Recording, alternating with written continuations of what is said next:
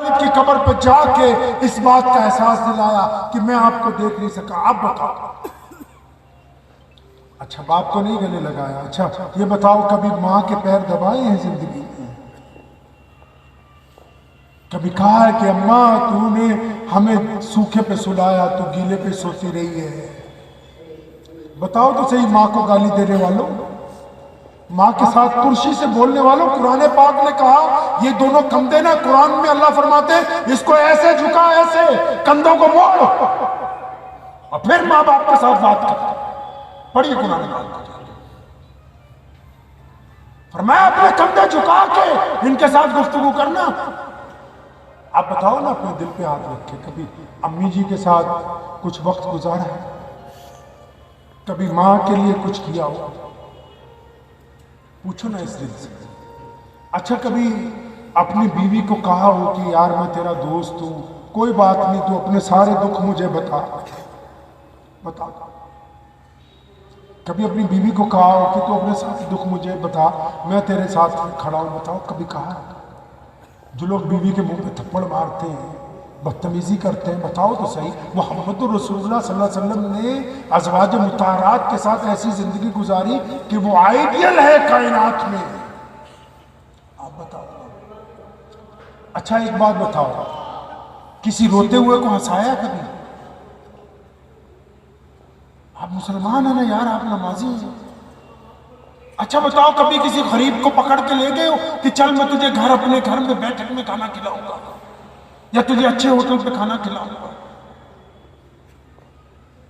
اس دل پہ ہاتھ رکھ کے پوچھو اس کو کہ کیا کبھی اپنے کسی عزیز جو روتا ہوا اس کو ہنسایا؟ یاروں دوستوں سے نگاہ پھیرنے والوں پوچھو اس دل سے کہ تمہارا کوئی یار، تمہارا کوئی دوست، تمہارا کوئی رشتہ دار جب دکھ میں ہوتا ہے، پریشانی میں ہوتا ہے، تم نے کبھی اس کو جا کے یہ کہا ہو کہ پرواہ نہ کر میں تیرے ساتھ ہوں یار؟ کبھی کچھ کیا آپ نے ایسا؟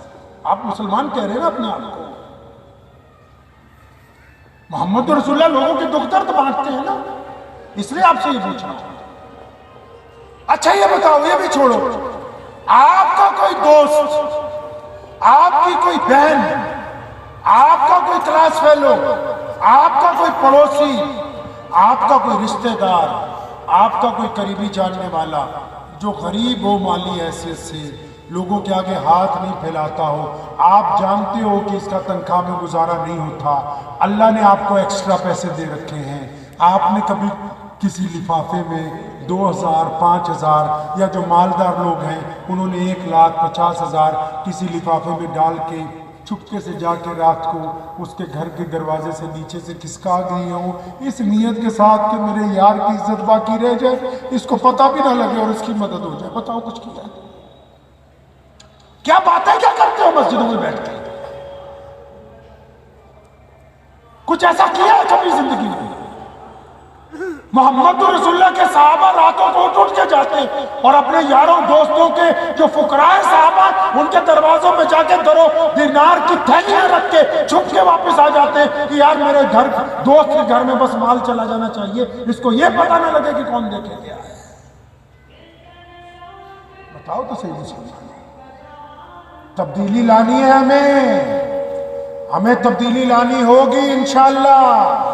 اور آپ کو پتہ نہیں ہم تبدیلی کی طرف چل پڑے ہیں، تبدیلی کی طرف چل پڑے ہیں، ہمیں اس کا حصہ بننا ہے. اسلام وہ برق رفتار گاڑی ہے جو پوری دنیا میں تیزی سے چل رہی ہے، ہمیں اس میں سوار ہو کے رہنا ہے، اس سے نیچے نہیں اترنا ہے، یہ رکنے والی نہیں ہے.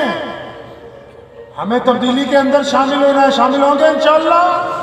اس کے لیے ہمیں اپنا مزاج درست کرنا ہے، درست کریں گے مزاج کو انشاءاللہ.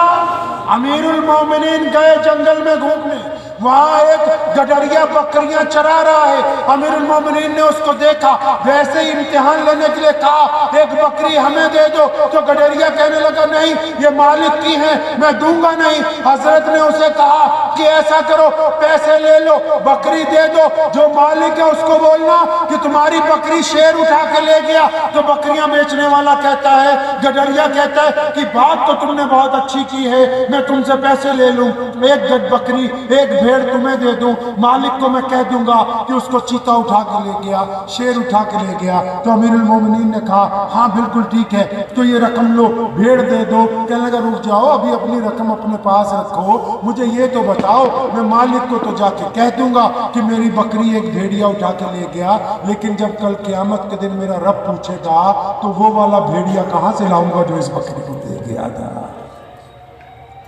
अमीरुल मोमिनीन इतना खुश हुए, अपने दोस्तों को कहा ये देखो, ये है वो मिजाज जो मेरे मोहम्मद रसूलुल्लाह ने तब्दील किया है। दुनिया वैसी है, नमाजी और गैर नमाजी में फर्क ये है, नमाजी ईमानदार है, गैर नमाजी ईमानदार नहीं बन रहा। नमाजी की आंखें छेली हो जाती। हम तब्दीली का हिस्सा बनेंगे इंशाअल्लाह, बनेंगे इंशाअल्लाह।